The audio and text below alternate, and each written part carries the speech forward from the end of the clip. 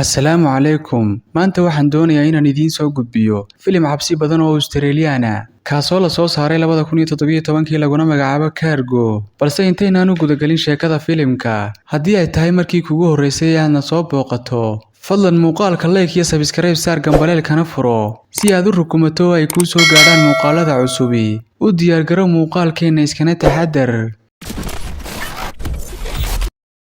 filimku wuxuu ku bilaamayaa lamaane lagu kala magacaabo Andy iyo Kay iyo gabadhooda yar ee Rosia oo hal sano jir ah, kuwaas oo hoy ka dhigtay doon aad u weyn oo maraysa webi ku yaala baadiyaha Australia, maadaama uu dalka ka jiro virus dadka u bedelaya zombie 48 saacadood gudahood. Andy wuxuu arkayaa laba carruur oo ku ciyaaraya jiinka webiga. Wuu u dhawaaqayaa laakiin carruurtu waxay u yaacayaan xagga waalidkood. Aabbaha dhalay carruurta ayaa la soo baxaya baaskoolad. Andyna wuxuu iska sii wadanayaa safarkiisa. Habeennimada xaaskiisu waxay u sharaxaysaa in sahaydoodii cuntadu gabaabsi tahay, waxayna go'aansatay inay dhulka u degto si ay u soo hesho cunto. Dhinaca kale waxaynu aragnaa gabadh yar oo tolanaysa kabaheeda. Sidoo kale waxaynu aragnaa Andy oo arkay doon shiraaqa oo lagaga tegay webiga dhinaciisa. Xaggeeda ayuu soo aaday wuxuuna ka helay waxoogaa cunto iyo dhala khamri ah. Isagoo ku guda jira gurashada alaabta ayuu maqlayaa dhawaq xooggan, wuxuuna si degdeg ah ugu soo noqonayaa doontiisa. Alaabtiina wuxuu ku wareejinayaa xaaskiisa oo uu warwar ka muuqdo, wuxuuna u sheegayaa inaanay jirin haba yaraatee waxay ka walwasho. Wuxuuna soo galay gudaha doonta si uu u yara nasto. Xaaskiisuna waxay aaday doontii shiraaqa lahayd si ay u soo hesho sahay dheeraad ah, iyadoo isku qancisay inay gebi ahaanba doontu nabad tahay. Waxay maqashay sanqadh ka soo baxaysa albaabka, waxayna isku dayday inay ka baxdo meesha, laakiin nasiib xumo waxaanay arkayn ayaa hoos u jiitay. Andy wuxuu ku kacay baroorta inantiisa yar ee Rosia, isagoo bilaabay raadinta xaaskiisa Kay. Wuxuuna arkay dhiig ku yaala sagxadda doonta. Kay waxay ku jirtaa musqusha iyadoo isku dayaysa inay joojiso dhiigbaxa nabar ka soo gaaray jilibka. Andy ayaa u soo galay waxayna si wadajir ah u dhayeen nabarkii, wuxuuna ku muday irbad qofka u oggolaanaysa inaanu xanuunka dareemin. Waxayna isku raaceen inay doonta ka baxaan oo ay doontaan gargaar caafimaad. Dhinaca kale gabadhan yar oo lagu magacaabo Thomi oo sawir gacmeed ku sawiranaysa hoygeeda ayaa ka soo baxday iyadoo wadata bakeelameeda waxayna ku tuurtay hog. Waxay maqlaysaa cod waxayna daboolaysaa dhagaheeda. Dhinaca kale Andy iyo Kay waxay heleen gaadhi. Kay waxay kursiga dambe ka heshay caalad jaalle ah, halka uu Andy buuxinayo taangiga gaadhiga. Waxaa soo weeraray zombie laakiin waxay si degdeg ah u kaxeeyeen gaadhigii, iyagoo agta saaray laami cidla ah. Intaa kadib waxay joojiyeen gaadhigii si ay hooyadu inanta yar uga beddesho xafaayadda. laakiin si lama filaan ah ayay dhulka ugu dhacday, waxayna bilowday gariir iyo inay mantagto dhiig. Andy si degdeg ah ayuu uga soo degay gaadhiga, isagoo isku dayay xaaskiisa inuu dejiyo. Dhinaca kale gabadhii yarayd waxay mar kale godka ku tuurtay masmayda, iyadoo la yaaban qaylada ka soo baxaysa hogga.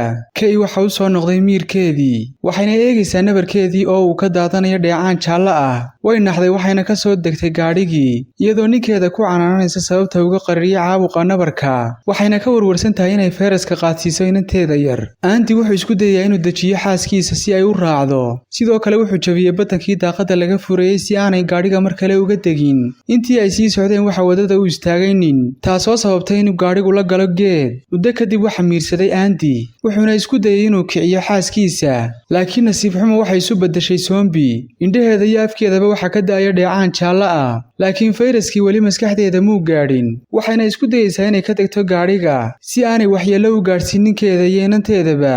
Wuuna baxay isagoo xambaartay inantii yarayd. Inanta yare aad ayay u ooyeysaa maadaama oo aanay waxba cunin muddo dheer, wuxuuna isku dayayaa inuu aamusiyo si aanu u maqlin zoombigu. Intaa kadib wuxuu arkay ninkii shilka geliyey ee zoombiga ahaa, wuxuuna isu diyaariyey inuu difaaco naftiisa iyo taynantiisaba. Laakiin waxa si kadisa u timid Thomi oo isku dayaysa inay mashquuliso zoombiga, taasoo gacanteeda ka keentay dhiig una marisay geed si uu ugu mashquulo zoombigu. Andy wuxuu soo gaadhay goob iskuul ah, wuxuuna la kulmay Ita oo ah maamulaha iskuulka. Way soo dhaweysay waxayna u dhayday nabaradiisii, iyadoo sheegtay inay dhammaan ardaydiisa ka baxeen goobta. Habeennimadii markii uu bannaanka u baxay wuxuu arkay koox ugaadhsataa oo shidanaysa dab weyn. Sidoo kale wuxuu arkayay gabadh aad u qaylinaysa. Andy isagoo ku jira qolka cusbitaalka waxa ku soo booday gariir wuxuuna mantagay dhiig. Subaxnimadii xigtay wuu toosay wuxuuna aaday dhanka Ita, taasoo u sheegtay inuu raadsado nin lagu magacaabo William Thum si uu ugu daryeelo inantiisa yar ee Rosia. Intaa kadibna waxay u sharaxday sababta ay dadka u shidanayaan dadka ugaarsatada ahi, taasoo ah inay dhulka ka nadiifiyaan fayraska.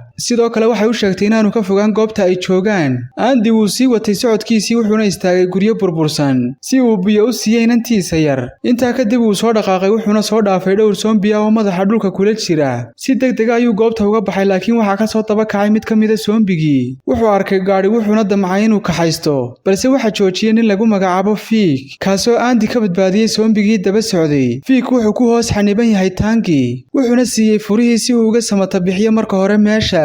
Andy wuu aqbalay wuxuuna ka saaray meeshii uu ku xanibnaa. Intaa kadib waxay si wada jir ah u fuuleen gaadhigii, waxayna si degdeg ah uga baxsadeen goobtii. Intaa kadib Fiik ayaa Andy u kaxaystay hoygiisa. Waxay la kulmeen Fiik xaaskiisa oo lagu magacaabo Loriana. Waxay si aamusnaan ula yaabtay inay aragto dad kale oo weli bini'aadam ah. Fiik wuxuu Andy u sheegay inuu inanta yar kaga tago Loriana si ay u wada shaqeeyaan labada nin. Ninka lagu magacaabo Fiik wuxuu aaminsan yahay inay mar kale zombigu soo noolaan doonaan iyagoo caadi ah. Sidaa darteed shaqadiisu waxay tahay toogashada zombiga iyo weliba ururinta hantidooda. Wuxuuna qafisyo ugu xidhaa dad nool si uu ugu toogto oo ugu ogaarsado zombiga. Andy wuu ka xumaaday markii uu arkay Thomi oo ku jirta qafis. Dhinaca kale Loriana waxay guriga ku xanaanaynaysaa inantii yarayd. Waxay damacday inay ka bedesho dharka laakiin waxay si kadis ah u aragtay dheecaan kaga yaala caloosha. Markii ay labadii nin ku soo laabteen guriga, Loriana ayaa u sheegtay inay nadiifiyaan Rosia. Andy gacmihiisa ayaa bilaabay gariir marka uu dhawaaday inantiisa. Sidoo kale Loriana ayaa sheegtay Fiik inaanu ahayn ninkeeda ee kaliya uu badbaadiyay nafteeda odaygeediina uu u tuuray zombiga. Si lama filaan ah waxa goobta u soo galay Fiik, kaasoo Andy madaxa kaga dhuftay qori ilaa uu ka miirbeelay. Andy wuxuu soo miiraabay isaga iyo Thomi oo ku jira qafis, wuxuuna dejiyay qorshihii ay kaga bixi lahaayeen meesha, kaasoo ahaa inuu zombiga u tuuro xadhig dhiig leh. Zombigiina wuxuu jiitay xadhigii, taasina waxay u saamaxday inay albaabku jabo oo ay meesha ka baxaan. Andy iyo Thomi waxay soo aadeen gurigii, waxayna soo kaxeeyeen Loriana iyo inantii yar si ay ula baxsadaan. Balse waxa si kadis ah u soo baxay Fiik oo toogtay Loriana. Andy iyo Thomi way ka baxsadeen habeenkana waxay u hoydeen waadi yar. Subaxii xigay Thomi waxay maqashay neef weyn, waxayna aragtay Andy oo gidaarka iskaga biinaya dhiig. Way isa soo raaceen waxayna ka wada hadlayaan Thomi aabaheed. Thomi way carartay maadaama ay aragtay aabaheed oo ka laalaaday geed oo mayda. Andy ayaa u yimi si uu ugu qalbi qaboojiyo. Intaa kadib Andy waxa ku soo booday xanuun wuxuuna ku dhacay dhulka. Markii uu soo kacay wuxuu arkay Thomi oo sidee inantii yarayd, taasoo doonaysa inay caawiso si ay uga gudbiso webiga. Waxayna doonayaan inay gaadhaan qabiil ugaarsata oo ay ka soo jeedo Thomi. Waxay soo gaadheen meel uu ku nool yahay aabihii dhalay carruurtii aynu filimka bilowgiisa ku soo marnay webiga. Aabbahan waxaa haleelay fayraskii wuxuuna doonayaa inuu isdilo. Andy wuu iskaga tegay wuxuuna isdilay intii uu sii socday. Andy tala ayaa ku caddaatay wuxuuna ku fikirayaa inuu isdilo, laakiin Thomi ayaa u sheegtay inay wax yar u jiraan goobtii. Way soo baxeen iyagoo raadinaya caawimo, waxayna arkeen Fiik oo shidanaya dab.